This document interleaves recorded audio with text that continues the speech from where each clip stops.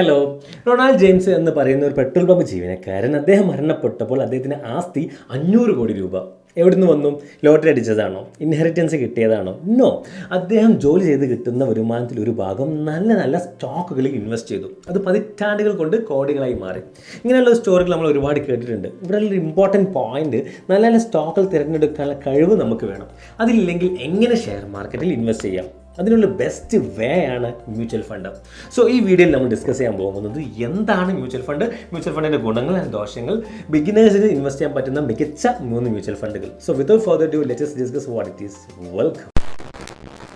ഈ പിക്ചറിൽ നിന്ന് വളരെ ലളിതമായിട്ട് എന്താണ് മ്യൂച്വൽ ഫണ്ടിൻ്റെ പ്രോസസ്സ് എന്ന് മനസ്സിലാക്കാം. ഓക്കെ, ഇൻവെസ്റ്റ് ചെയ്യാൻ താല്പര്യമുള്ള കുറച്ച് ആളുകൾ അവരുടെ കയ്യിൽ നിന്ന് ഫണ്ട് മാനേജേഴ്സ് എമൗണ്ട് കളക്ട് ചെയ്യുന്നു. ഈ ഫണ്ട് മാനേജർ എന്ന് പറയുന്നത് ഹൈലി ക്വാളിഫൈഡ് ആയ മാർക്കറ്റിനെ കുറിച്ച് എക്സ്പേർട്ട് നോളജ് ഉള്ള പ്രൊഫഷണലുകളായിരിക്കും. ഓക്കെ, ഇങ്ങനെ കളക്ട് ചെയ്ത എമൗണ്ട് അവർ സെക്യൂരിറ്റികളിൽ ഇൻവെസ്റ്റ് ചെയ്യുന്നു. സെക്യൂരിറ്റികൾ എന്ന് പറഞ്ഞാൽ equity shares, bond, money market instrument എന്നിങ്ങനെയെല്ലാം. ഓക്കെ, ഈ സെക്യൂരിറ്റികളിൽ നിന്ന് ഇൻവെസ്റ്റ് ചെയ്ത സെക്യൂരിറ്റികളിൽ നിന്ന് അവർക്ക് റിട്ടേൺസ് ലഭിക്കുന്നു. ഈ കിട്ടിയ റിട്ടേൺസ് ഫണ്ട് മാനേജേഴ്സിൻ്റെ ഫീ കട്ട് ചെയ്തതിന് ശേഷം ബാക്കി ഇൻവെസ്റ്റേഴ്സിന് പാസ് ചെയ്യുന്നു. ഇതാണ് മ്യൂച്വൽ ഫണ്ടിൻ്റെ പ്രോസസ്സ്. ഓരോ മ്യൂച്വൽ ഫണ്ടിനും വ്യത്യസ്തമായ ഒബ്ജക്റ്റീവ് ആയിരിക്കും ഉണ്ടായിരിക്കുക. ആ ഒബ്ജക്റ്റീവ് അനുസരിച്ചായിരിക്കും ഫണ്ട് മാനേജേഴ്സ് സെക്യൂരിറ്റികൾ വാങ്ങുകയും വിൽക്കുകയും ചെയ്യുന്നത്. ഫോർ എക്സാമ്പിൾ, ഒരു മ്യൂച്വൽ ഫണ്ടിൻ്റെ ഒബ്ജക്റ്റീവ് എന്ന് പറയുന്നത് ഇൻവെസ്റ്റ് ചെയ്ത എമൗണ്ട്, അതായത് പ്രിൻസിപ്പൽ എമൗണ്ട് പ്രൊട്ടക്റ്റ് ചെയ്യുക, അതേപോലെ തന്നെ മോഡറേറ്റ് റിട്ടേൺ കൊടുക്കുക. എങ്കിൽ ആ മ്യൂച്വൽ ഫണ്ട് കൂടുതലായിട്ട് ഇൻവെസ്റ്റ് ചെയ്തിട്ടുണ്ടായിരിക്കുക ഡെപ്റ്റ് സെക്യൂരിറ്റികളിലായിരിക്കും.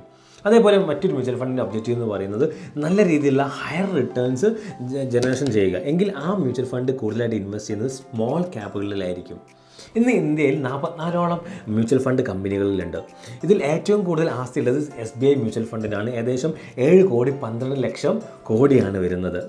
ഇനി അടുത്തതായിട്ട് എന്താണ് മ്യൂച്വൽ ഫണ്ടിൻ്റെ അഡ്വാൻറ്റേജസ് നമ്മൾ നോക്കാം. Number 1, diversification. മ്യൂച്വൽ ഫണ്ടിൻ്റെ പ്രൈമറി ഗോളാണ് ഡൈവേഴ്സിഫിക്കേഷൻ. ഫോർ എക്സാമ്പിൾ, നമ്മളൊരു മ്യൂച്വൽ ഫണ്ടിൽ 1000 rupees ഇൻവെസ്റ്റ് ചെയ്തു. അതിൻ്റെ ഫണ്ട് മാനേജേഴ്സ് അതിൻ്റെ സെക്യൂരിറ്റികൾ അലോക്കേഷൻ വെക്കുന്നത് ഡിഫറെൻറ്റ് സെക്ടേഴ്സിലായിരിക്കും. അതായത് 200 രൂപ ഹെൽത്ത് കെയർ സെക്ടർ, 200 രൂപ IT സെക്ടർ, അടുത്ത 200 രൂപ ബാങ്കിങ് സെക്ടർ എന്നിങ്ങനെയെല്ലാം. നമുക്കറിയാം, ഒരിക്കലും എല്ലാ കമ്പനികളും ഒരുമിച്ച് തകരില്ല. എന്തെങ്കിലും ഒന്നിൽ നഷ്ടം വന്നാൽ അത് അടുത്തതിൽ കോമ്പൻസേറ്റ് ചെയ്യാൻ പറ്റും. അതാണ് ഡൈവേഴ്സിഫിക്കേഷൻ പ്രത്യേകത. ഓക്കെ, അടുത്തതായിട്ട് എക്സ്പേർട്ട് മാനേജ്മെൻറ്റ്. നമ്മൾ ഓൾറെഡി ഡിസ്കസ് ചെയ്താണ് ഫണ്ട് മാനേജേഴ്സ് ഹൈലി ക്വാളിഫൈഡ് ആയിട്ടുള്ള എക്സ്പീരിയൻസ്ഡ് ആയിട്ടുള്ള പ്രൊഫഷണലായിരിക്കും. സാധാരണ റീറ്റെയിൽ ഇൻവെസ്റ്റേഴ്സിന് കിട്ടാത്ത പല ഇൻഫർമേഷൻ പെട്ടെന്ന് ആക്സസ് ചെയ്യാൻ വരിക പറ്റും. Okay, number 3, liquidity.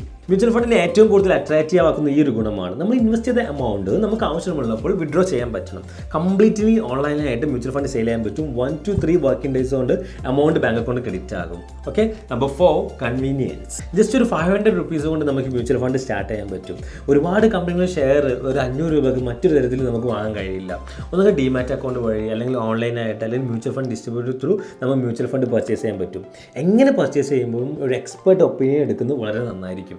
ഇതൊരു പരിധിവരെ നഷ്ടം കുറയ്ക്കാൻ, അതുപോലെ നമ്മുടെ ലക്ഷ്യങ്ങൾ നേടിയെടുക്കാനും സഹായിക്കും. ഓക്കെ, അടുത്തതായിട്ട് എന്തൊക്കെയാണ് മ്യൂച്വൽ ഫണ്ടിൻ്റെ ഡിസ്അഡ്വാൻറ്റേജസ് നമ്മൾ നോക്കാം. Number 1, exit load. കുറച്ച് മ്യൂച്വൽ ഫണ്ടുകൾ ചില പ്രത്യേക ടൈം പീരീഡിൽ പിൻവലിക്കുകയാണെങ്കിൽ, അതായത് റിഡംഷൻ ചെയ്യുകയാണെങ്കിൽ ഒരു പെർസെൻറ്റേജ് ഓഫ് പെനാൽറ്റി ഈടാക്കും.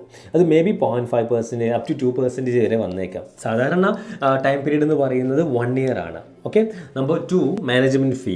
As a saying goes, there is no free lunch on Wall Street. The same goes for mutual fund also. നമ്മൾ മ്യൂച്വൽ ഫണ്ട് പർച്ചേസ് ചെയ്യുമ്പോൾ കൺസിഡർ ചെയ്യേണ്ട ഒന്നാണ് expense ratio.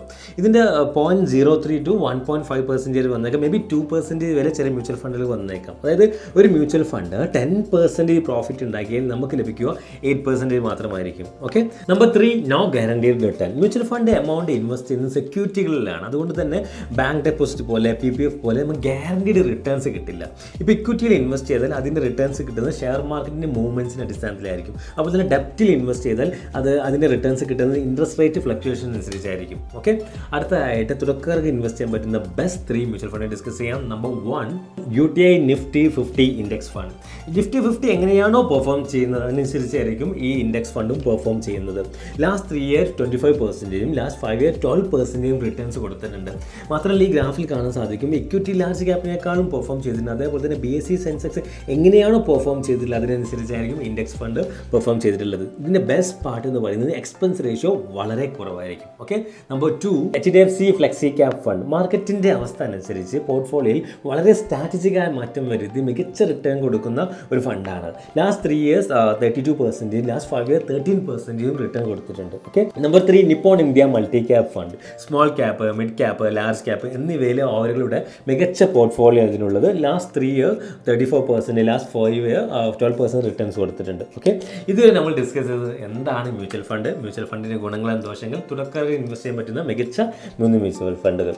So please like and subscribe for more videos. Thanks for watching. See U.